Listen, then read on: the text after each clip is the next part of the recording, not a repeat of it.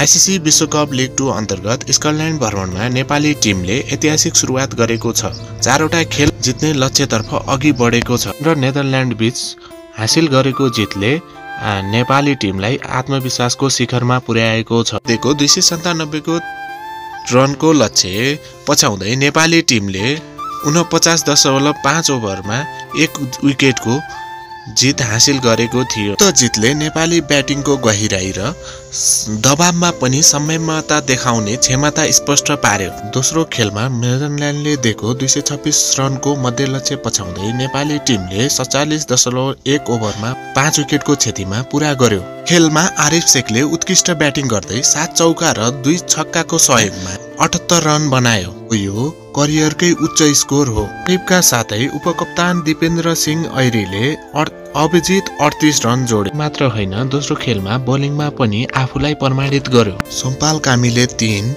करण केसी, सन्धि लामिछाने र ललिता वंशीले 2 विकेट गरी 10 टिमलाई 225 रनमै अल आउट गरायो। नेदरल्यान्ड विरुद्ध कमजोर देखेको बोलिङ आक्रमण भने नेदरल्यान्ड विरुद्ध भने अनुशासित र धारिलो देखियो। बीचमा यस्ता खालको प्रदर्शन अघिल्ला अनुभवहरूलाई उल्टाउने खालको छ।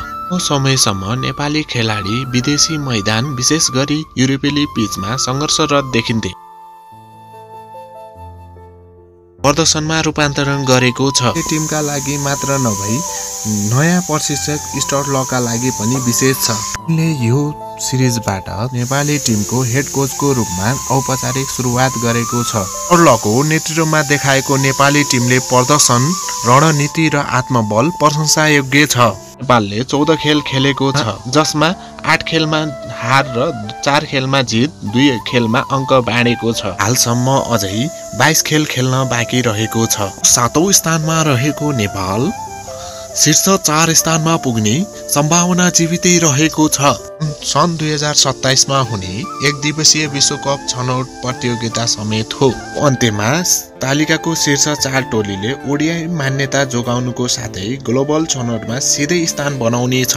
लो स्थानमा रहेका 4वटा टोलीले विश्वकप छनौट पुग्न भने प्लेअफ खेल्नु पर्ने